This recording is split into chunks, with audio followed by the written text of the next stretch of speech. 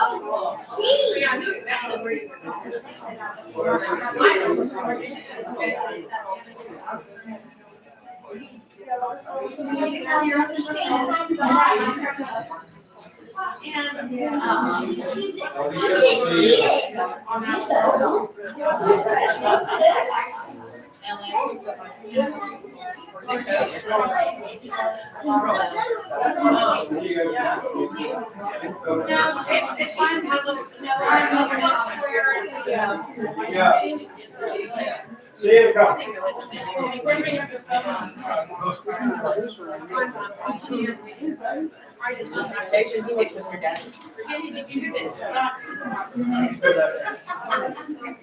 You did? I love that.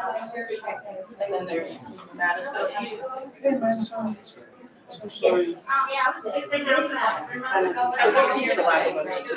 I used to that on your line. It's Friday night, we don't like the Steelers, it was only him. So, we're doing this for them. I'm a Bengals fan. I would have had the Bengals underneath us if they liked us. No, I have little kids. I'm looking at it like this is just for you, buddy.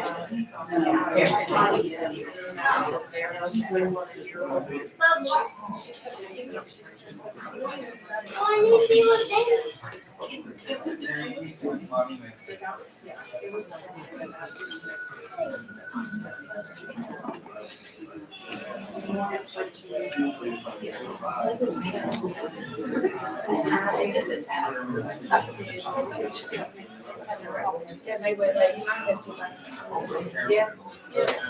She did all these. How much? Ain't no. I only want 55. Badass.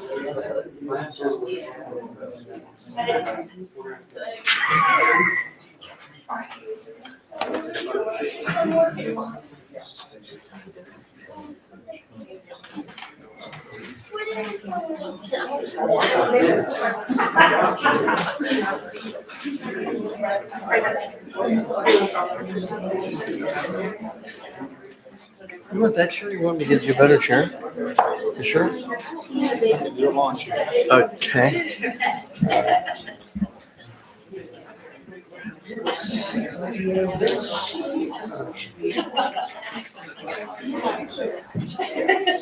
Well, good afternoon. Thank you all very much for coming. I'm Tommy Routsong. I'm one of the staff here at Routsong Funeral Home. I appreciate you being here physically. It means so much to the family, for sure. Well, one little item, if you can't reach in your pockets and purses, pull out your cell phones. Make sure they're turned off or on vibrate so as not to disrupt today. It'd be appreciated. Also wanted to make mention to you that all of you are invited to the Eagles. Eagles Lodge, and I got the address here. That's 1075 North Main Street in Franklin, Ohio. I'll have that address if you need it when you go out today. So please come there to share more stories and later on, if you would, please. So with no further ado, I'd like to introduce Brian Bennett. Good afternoon, everybody. As Mr. Routsong said, thank you so much for being here. I'm sure it means the world to Stacy and the family to get to see friends and family on such a difficult day. And you know, I want to thank Stacy. We were able to talk, and I told her my heart is just broken for you guys, and it's an honor to be here today. You know, I think as we get older, it's really common for us to start asking ourselves some of the bigger questions of life. And one of those is, you know, did I matter? You know, with the people that I tried to love and the people that loved me back, did it make any difference at all? And you guys are showing today, by showing up in such a strong number, that Dave's life mattered. That he made a difference, he made an impact. And that's why we're here. You know, we're really here today to do two things. We are here to mourn his loss. You know, nobody wants to be here today. You know, I've been doing this for a long time, and the two kinds of grief that are the most difficult, number one is a sudden loss, which this is.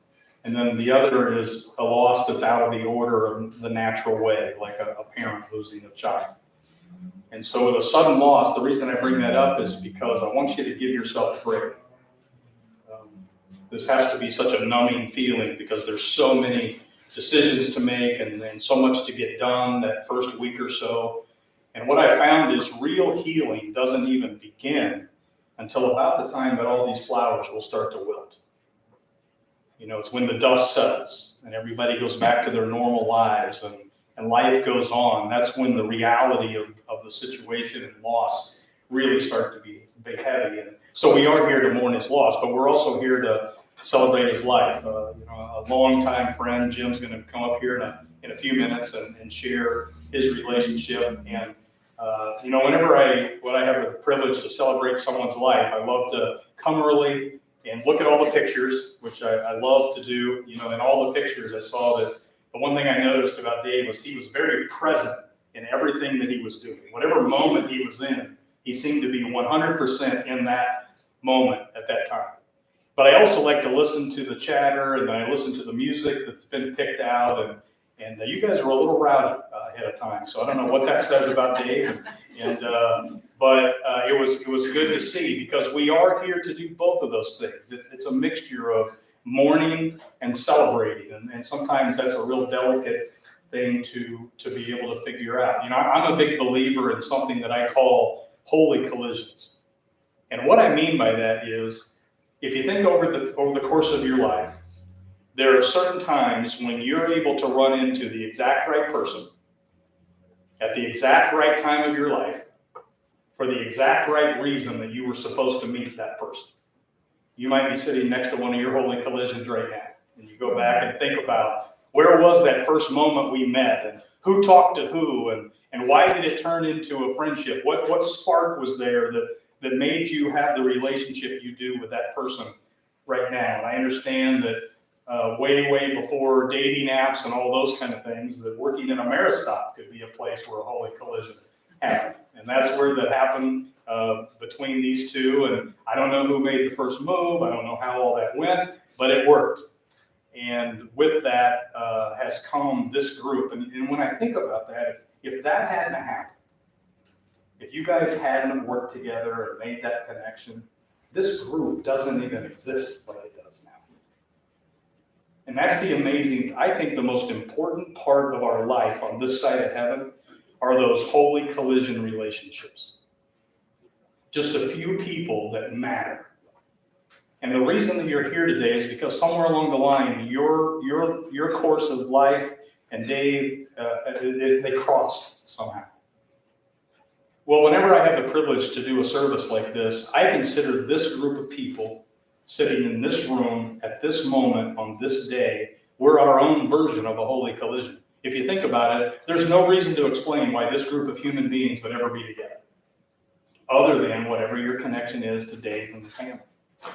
And let's be honest, when we all parked our cars a little bit ago, I would guess that every one of us had things in our lives that we're worried about, decisions we're trying to make, maybe things going on in our life that nobody else in this room is even aware of. And those things are going to be waiting for you when you get back in your car. So my hope and prayer at a service like this is very simple. I hope that by the time we all get back in our cars, we're taking a look at our own lives a little bit differently simply because of his story. See, I'm a believer that every life is a story that should be told, because we can learn from it, we can be inspired by it, and that's exactly why we're here today. So again, on behalf of the family, I want to thank you all for being here. I hope that you can go to the Eagles place afterwards and continue to tell stories. You know, 54, to be honest, is just not old enough. It's just not. I'm 57, and this hit hard. It's just not old enough. And this room, I didn't have the privilege of knowing him, but this room is filled with people who did. And for the next few moments, we're going to hear from one that knew him really, really well. So Jim, I'm going to ask you to come on up. Dave's probably a little nervous right now about what you might or might not say. So I'm going to have you come up anyway. So come on up. Thank you, Brian. Guys, I got to say, I'm really not sure where to start. I want to say that I'm very honored to be here. Thank you, Stacy. Can you guys hear me without that mic? Is that okay? Because I'm pretty loud. I don't hear very well. But thank you for the honor. I don't like phones much, carrying it around, but I didn't have paper and pen. But you know, just to echo a couple of things that Brian said, and you've heard these things before, sometimes they think, well, that sounds a bit cliche, but there's a reason for it because it applies. It's the journey that we take, it's not the destination. It's the journey that we want to remember, not the destination. My name is Jim Urban. I met Dave in 1991. He came in and applied for a job at a store that I ran. I was right out of the Army. And, you know, 4.5 years later, I hired Stacy and introduced them. But I never forget Dave standing there and me being in the military frame of mind that I had at the time. I was talking to him about how it's really important you tuck your shirt in, and you got to be reliable, and you got to show up. And meanwhile, I'm like 10 minutes into it, and he had his head tilted, and he just said, do I get the job or not? That's pretty much what the way Dave was, you know. As a matter of fact, that was his way of saying that he didn't really want to listen to me. But after I hired Stacy, I introduced Dave and Stacy, And then I got to be the best man at their wedding. And shortly after came the kids, Michaela, Madison, Morgan. Here comes Mason. Michaela came really quick. I don't know.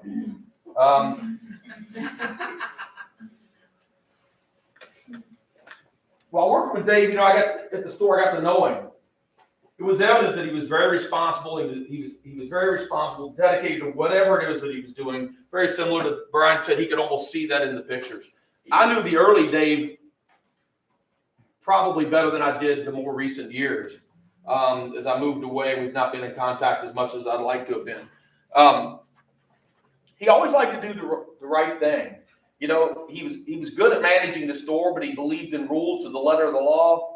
I think he enjoyed running the register quite a lot. And I know I'm not here to be a comedian, but Dave was funny. If you got to know Dave, he was very funny. He was very shy. And sometimes he would volunteer to run the register. And I would watch because no one ever volunteered to run the register. But he was a shy kind of person. And he would always keep his composure and everything, unless it was a good-looking woman. And he could not control his expressions. He couldn't control his emotions. It was very entertaining to watch. But he'd always give you a very short explanation as to why he was showing the emotions that he was. It was just really a good experience. He was really good at imitating others. Often we'd have a store meeting and somebody would say, well, that customer that came in here. And the other employee would say, which one? And Dave would tilt his head and he'd say, the one that, and he would make their expression, and all of a sudden everybody knows who he is. We knew exactly what he was talking about. I always did kid around with Dave because for some reason, he graduated from Centerville High School. And to me, I was just glad to get through high school. But for Dave, graduated from Centerville High School, it meant something to him. It really did. He was very proud to graduate from Centerville High School. It's almost like he felt he was a bit superior to the rest because of that high school. And it's because it wasn't necessarily the school. I think it's because Dave takes certain things serious. I don't know if it's a Miller family thing, but Cincinnati Insurance. There's no company that has insurance better than Cincinnati Insurance. I don't know what kind of insurance I have, but it's not. Because you have insurance through Cincinnati Insurance, you got the best insurance, and that was Dave. So same thing about Centerville High School.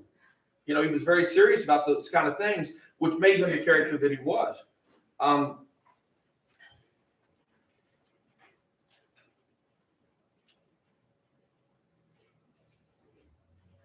He liked things neat and orderly. He liked it that way. If you could share something with me, he would talk about, well, they're an attorney, or they're a doctor, or they're this. He believed in titles and education because they've achieved something. They are the authority in that area, and you can't tell them anything. I'm sure you guys have witnessed this same thing. If you have somebody come home, one of your family members, you try to tell them something, they don't want to listen to you because they live in the same house. But if they come home from the shop and somebody over there told him, now it's gospel, right? Because that's what they told him. But he had tremendous respect for people in different industries. But he came to me when he got ready to leave the store, and he said he wanted to go get a job in the factory. He said that. He'd been with me for, 10, 12 years, right? As a store manager. He was doing pretty good there. But he said, you know something, Jim, I would move and work in a factory and take less money if necessary. He just liked that structure. Dave, to me, the most important thing for him was to have a family and to have a house and have a white picket fence and to have the 9-to-5 job, so to speak, to be responsible. For him, it was all about the high credit score. Maintain that. Let's do life right.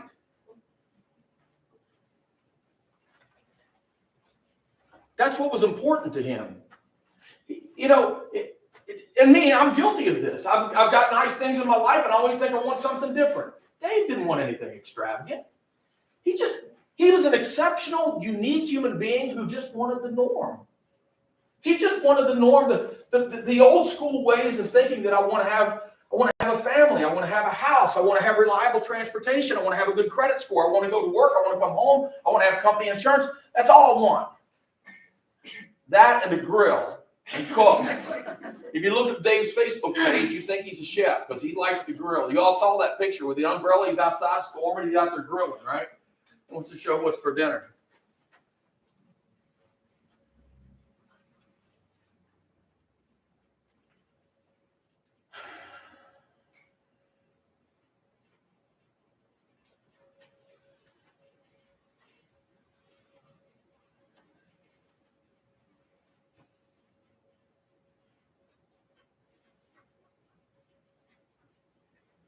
Anybody ever see Dave smoke a pipe?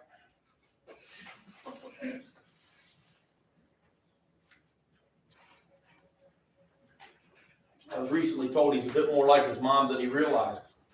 He found a dozen sticks of butter in the fridge because they were on sale. And I could hear him saying that too. It's on sale. Hear it out.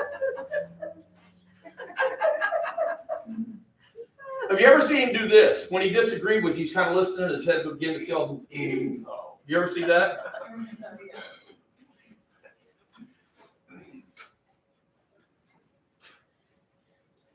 I'm struggling a bit, and I appreciate you guys having patience with me and letting me be part of this.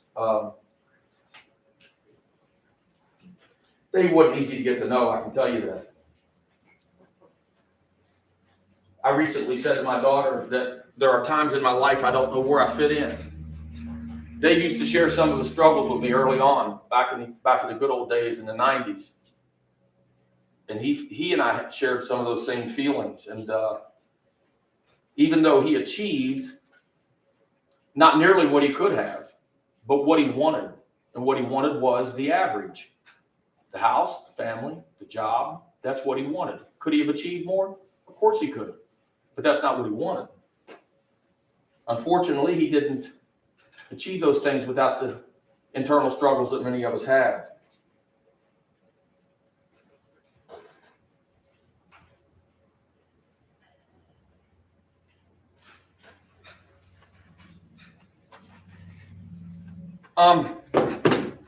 When we see people at work, and we see people on the street in the grocery, sometimes they don't have any expression at all, or sometimes they're happy. I recently had a wise woman tell me, she said, "Jim, hold up your hand." She said, "Look at it." Okay, I did. She said, "Do you see yourself?" "Yeah, I see myself. I see it right here." So does everyone else. But do they see the same thing in you that you see in you? And the answer is no. We don't know how someone else sees themselves. We only see this side. But what we forget is what's going on over here. We forget. And as Brian was talking earlier about, we gather in services like this to not only celebrate the life, but mourn the loss. And this is an unusual case. It's very unusual. The emotions are raw. I'm a big believer in forgiveness. Almost to a fault, I forgive.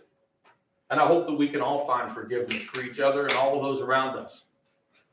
And remember Dave for the unique individual he is, and the journey and the things that he accomplished. And as he had also mentioned, the lives that we touch, because I'm a big believer in the lives that we touch. And we're never going to know all the lives that this man touched. We're not going to know.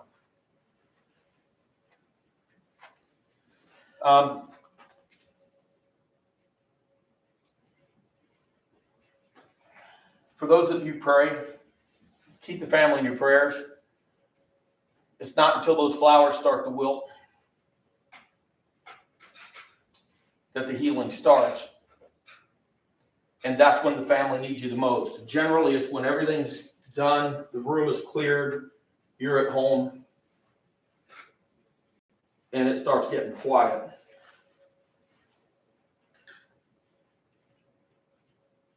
Remember Dave for who he was. Thanks, guys. Thanks for taking a minute and letting me speak. Stacy had mentioned in the obituary the American Foundation for Suicide Prevention. Please don't let that go unnoticed.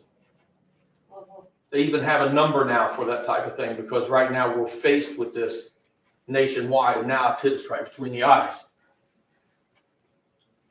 Look around you. Help the one next to you, please.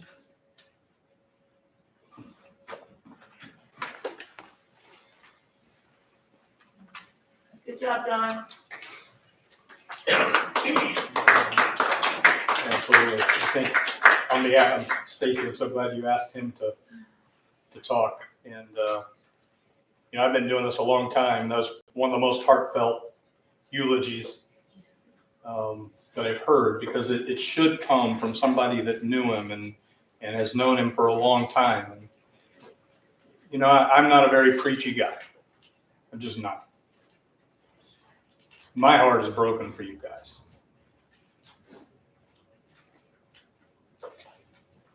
Because of what I do, I get to come alongside a lot of families who've just gone through the worst time of their life. And that's given me a perspective. And I've been through this. I have a normal day job, but I do this with the route songs because I think they take care of families better than anybody else that I know of. But also this matters. I lost my mom to cancer a few years ago, and all of a sudden, all the questions that you're asking, the emotions that you're feeling, they were on me. And it became very real what a family goes through right now. So I want to say a couple things from my perspective that I hope are helpful. And this is really directed at all of you guys that are now surrounding Stacy and the family. I'm sure that every possible emotion that humans feel has been felt over the last few days. Grief is so personal. There is no right or wrong way to grieve. There's just your way to grieve. And you need to give each other permission to feel whatever it is you're feeling. And Stacey, I want to say this to you and the kids. It's okay to let this suck, because this sucks. And sometimes what I see is the family takes on responsibility to make sure everybody else is okay. That's not your call. You don't need to do that. You all need to make sure that they're okay. You know, at a time like this, there's so many questions. You know, how could this happen? What did I miss? Could I have done something different? Why did this happen to us? The list goes on and on and on. There is no script to go through something like this. So I want to encourage you not to get into the woulda, shoulda, coulda kind of thinking. This is about what's this family going to do to move forward, because that's the kind of guy that Dave was. We just heard that from Jim. He was a hardworking, very proud person and took family strongly. So it's going to be up to the family remaining to make sure that those things keep going. So I want to encourage you. There's a few things that you should not do if you're a friend of the family. One is, don't vanish. Please still be here when the flowers go away. Don't push for details. Don't compare your loss to their loss, because no two losses are ever the same. Don't stop telling Dave stories. When you guys go to the Eagle Place after this, and for the weeks and months and even years after this, please continue to tell stories, because stories heal us more than anything else in the world. You may run across, 3 months from now, you may run across a picture on your phone or Facebook that Stacy and the family have never seen before. I lost my mom, I said 14 years ago, and just a few months back, somebody from my hometown in Illinois ran across a picture of my mom that I had never seen before, somehow got my cell phone number and texted it to me. It's been 14 years, and when I opened that picture, it was the best thing that could have possibly happened that day. So if you run across something, you remember a conversation, a story that you can get to the family, please do that, because it's going to be the time ahead that's going to be the most difficult. If you can, get a copy of this great slideshow that was planned. You know, keep that on hand, because there's going to be a time down the road when you're going to think you're well beyond this, and something out of the blue is going to happen, and it's going to remind you of Dave. And I just encourage you to stop whatever you're doing and let that moment do whatever that moment is supposed to do. It could be anything.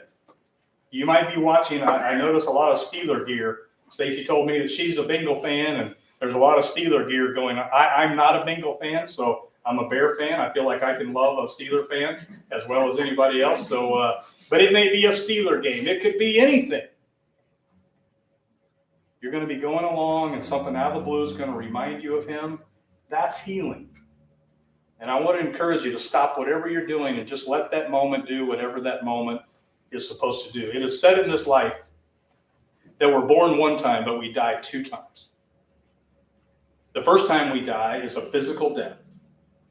That has now unfortunately happened at way too young of an age, but let's be honest, it's going to happen to every one of us in this room.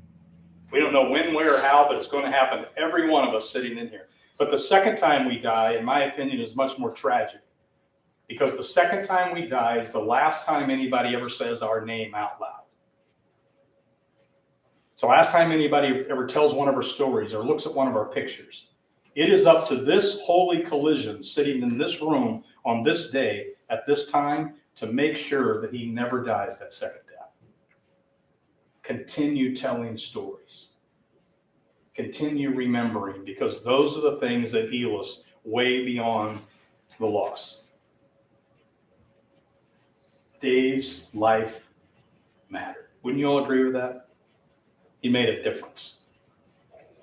There are people in your life and in mine that are watching how we do life. They're watching how we handle good things, hard things, and they're watching you right now. And there's a way that when you go back to your cars and resume the life that you had when you came in here, my encouragement is you do it with the same kind of strength that Dave did it all those years that Jim just told us about. I'd like to close my time with you today by sharing with you a reading that I think is one of the most powerful things I've ever run across. And I want to share this in Dave's honor because of the way that he lived his life and what was important to him. And then I'll be done with my time. This is part of a speech that Anna Quinlan gave to a group of graduates one afternoon. And again, it's one of the most powerful things I've ever heard, and I hope this brings honor to Dave's life. She said, "You walk out of here this afternoon with the one thing that no one else has. There will be hundreds of people out there with your same degree. There will be thousands of people that do what you do for a living. But you will be the only person alive who has sole custody of your life, your particular life, your entire life. Not just your life at a desk or your life in your car or at the computer, not just the life of your mind, but your heart. Not just your bank account, but your soul. People these days don't talk about the soul very much anymore because it's much easier to write a resume than it is to craft a spirit. But a resume is a cold comfort on a winter night or when you're sad or broke or lonely or when you've gotten back the test results and they're not so good." So she said, "Here's my resume. I try to be a good parent. I'm not a perfect parent, but I've tried. I tried to never let my work stand in the way of being a good parent. I no longer consider myself the center of the universe. I show up, I listen, and I try to laugh. I've tried to be a good spouse. Again, I'm not perfect, but I tried to make my marriage vows mean what they say. I show up, I listen, and I try to laugh. I'm a good friend to my friends, and they are to me. Without them, there would be nothing to say to you today because I would be a cardboard cutout. So I call them on the phone when I can. I meet them for lunch. I show up, I listen, and I try to laugh. I would be rotten or at best mediocre at my work if those other things were not true, because you cannot really be first rate at your work if your work is all you are." So here's what I wanted to tell you today. Maybe somehow if Dave could stand here where I'm standing right now, knowing what he knows now, he might tell us all the same thing. Get a life. Get a real life. Not just a manic pursuit of the next promotion or a bigger paycheck or a bigger house. Do you think you'd care so very much about those things if you blew an aneurysm one afternoon or found a lump in your breast? Get a life in which you're not alone. Find people that you can love and people that will love you back. And remember that love is not leisure. It is really hard work. So pick up the phone, send an email, write a letter, kiss your mom, hug your dad. Get a life in which you are generous and realize that life is the best thing ever and we have no business taking it for granted. She said, "I learned this many years ago because something really, really bad happened to me, something that if I'd had my choice would have never happened at all, but it has taught me the biggest lesson of my life." And Jim said this a few minutes ago. "I learned to love the journey and not the destination. I learned that life is not a dress rehearsal and today is the only guarantee that you get. So I try to do that by telling everybody this advice. Consider the lilies of the field. Look at the fuzz on the back of a baby's ear. Read a book in the backyard with the sun shining in your face. And learn to be happy. And think of life as a terminal illness, because if you do, you will live it with joy and passion as it ought to be lived." Thank you so much for letting Mr. Routsong and I be part of your family today. Stacy, it is truly an honor.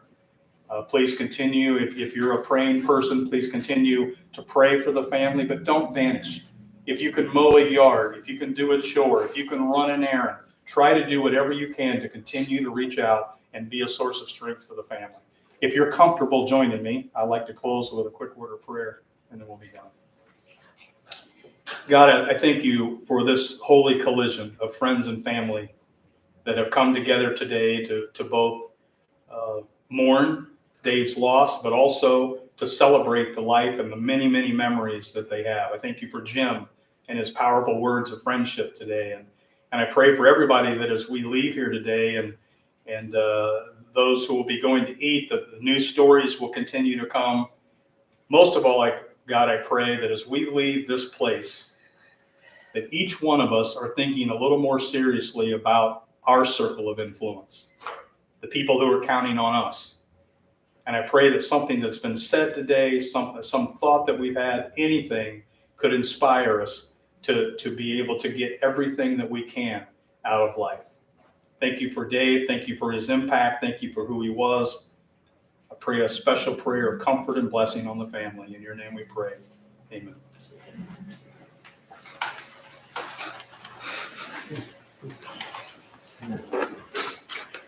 Thank you very much, all of you, for coming today. It's not bad at this, is it? And Jim, thank you very much also. So just wanted to remind you to join the family if you would, please. And we're going to dismiss kind of from the rear forward, if that's okay, so the family can take a last leave by themselves and hopefully close the casket and things of that sort. So thank you all very much. Please travel safe wherever you go. Thanks.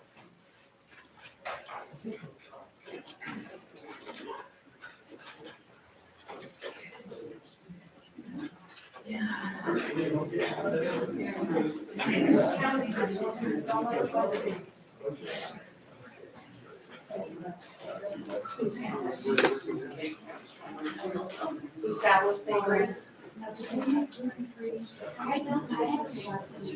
I think they do something.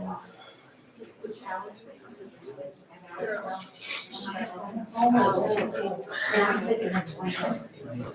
Oh, okay. That's Andy's.